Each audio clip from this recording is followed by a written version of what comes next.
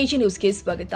ಶಿಡ್ಲಘಟ್ಟ ನಗರದ ಗಾಂಧಿನಗರ ಹಾಲು ಉತ್ಪಾದಕರ ಸಹಕಾರ ಸಂಘ ಎಂಪಿಸಿಎಸ್ನ ಆಡಳಿತ ಮಂಡಳಿಯ ನಿರ್ದೇಶಕರ ಚುನಾವಣೆಯಲ್ಲಿ ಕಾಂಗ್ರೆಸ್ ಬೆಂಬಲಿತ ಅಭ್ಯರ್ಥಿಗಳು ಭರ್ಜರಿ ಗೆಲುವು ಸಾಧಿಸಿ ಮೇಲುಗೈ ಸಾಧಿಸಿದ್ದಾರೆ. ಸಂಘದ ಕಚೇರಿ ಆವರಣದಲ್ಲಿ ನಡೆದ ಚುನಾವಣೆಯಲ್ಲಿ ಒಟ್ಟು 113 ಮತದಾರರಲ್ಲಿ 113 ಮಂದಿ ಮತ ಚಲಾಯಿಸುವುದರ ಮೂಲಕ 100% ಮತದಾನ ದಾಖಲಾಗಿದೆ. ಶಾಂತಿಯುತವಾಗಿ ನಡೆದ ಚುನಾವಣೆಯ ಬಳಿಕ ಮಧ್ಯಾಹ್ನ ಮತ ಎಣಿಕೆ ಕಾರ್ಯ ನಡೆದಿದ್ದು, ಕಾಂಗ್ರೆಸ್ ಬೆಂಬಲಿತ ಅಭ್ಯರ್ಥಿಗಳು 9 ಸ್ಥಾನಗಳಲ್ಲಿ ಜಯ ಸಾಧಿಸಿದರೆ ಜೆಡಿಎಸ್ನ ಬೆಂಬಲಿತ ಅಭ್ಯರ್ಥಿಗಳು 3 ಸ್ಥಾನಗಳಲ್ಲಿ ಗೆಲುವು ಪಡೆದಿದ್ದಾರೆ. ಒಟ್ಟು 13 ಸ್ಥಾನಗಳ ಪೈಕಿ ಪರಿಶಿಷ್ಟ ಜಾತಿ ಮೀಸಲು ಸ್ಥಾನ ಅವಿರೋಧವಾಗಿ ಆಯ್ಕೆಯಾಗಿದ್ದು, ಉಳಿದ ಪರಿಶಿಷ್ಟ ಪಂಗಡದ 1 ಬಿಸಿಎಂ ವರ್ಗದ 2, ಮಹಿಳಾ ಮೀಸಲು 2 ಹಾಗೂ ಸಾಮಾನ್ಯ ವರ್ಗದ 7 ಸ್ಥಾನಗಳಿಗೆ ಚುನಾವಣೆ ನಡೆಯಿತು.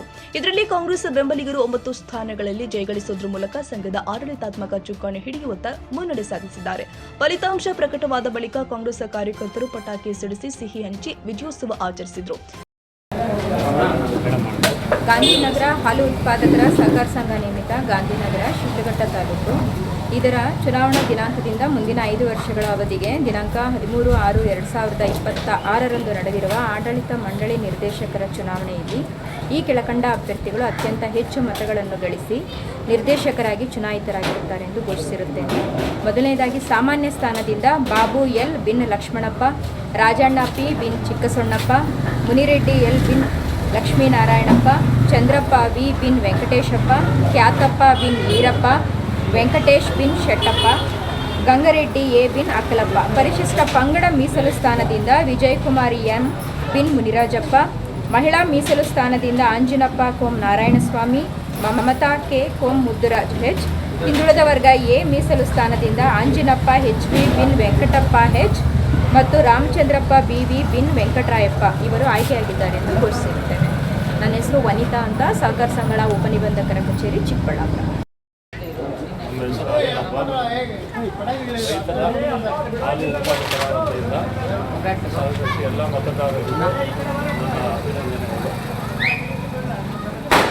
ಚುನಾವಣೆಯಲ್ಲಿ ಗೆಲುವು ಸಾಧಿಸಿದ ಅಭ್ಯರ್ಥಿಗಳಿಗೆ ಅಭಿನಂದನೆಗಳ ಮಹಾಪೂರವೇ ಹರಿದು ಬಂದಿದೆ. ಚುನಾವಣೆ ಅಧಿಕಾರಿಯಾಗಿ ವನಿತಾ ಅವರು ಕಾರ್ಯನಿರ್ವಹಿಸಿದ್ರು. ಯಾವುದೇ ಅಹಿತಕರ ಘಟನೆಗಳು ಜರುಗದಂತೆ ನಗರ ಪೊಲೀಸ್ ಠಾಣೆಯ ಪಿಎಸ್ಐ ವೇಣುಗೋಪಾಲ್ ಅವರ ಮಾರ್ಗದರ್ಶನದಲ್ಲಿ ಎಎಸ್ಐ ಬಿವಿ ರವಣಪ್ಪ ಹಾಗೂ ಸಿಬ್ಬಂದಿ ಸೂಕ್ತ ಪೊಲೀಸ್ ಬಂದೋಬಸ್ತ್ ಏರ್ಪಡಿಸಿದ್ರು.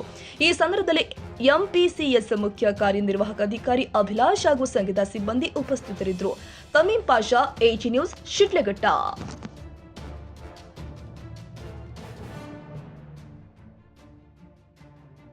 ಕನ್ನಡಿಗರ ಮೆಚ್ಚಿನ ನಿಮ್ಮ ಎಜೆ 24/7 ನ್ಯೂಸ್ ಕನ್ನಡ ವಾಹಿನಿ ಇದೀಗ ಟಿವಿಯಲ್ಲಿ ಲಭ್ಯ. ಒಂದು ವೇಳೆ ನೋಟಿಸ್ ಕೊಟ್ಟಿದ್ರೆ ವಾಪಸ್ ತಗೋತೀವಿ. ಇವತ್ತು ವಕ್ಫ್ ಪ್ರಾಪರ್ಟಿ ಅಂತೇಳಿ ಬರ್ತದೆ ಅಂತ ಹೇಳಿದ್ರೆ ರೈತರು ಬೀದಿಗೆ ಬಂದ್ರೆ ಏನ್ ಮಾಡ್ಬೇಕಾಗತ್ತೆ? ಯಾರು ವೋಟ್ ಹಾಕಲಿಲ್ಲ ಅಂದ್ರೆ ಗ್ಯಾರಂಟಿನೆಲ್ಲ ಸ್ಟಾಪ್ ಮಾಡ್ಬಿಡ್ತೀವಿ.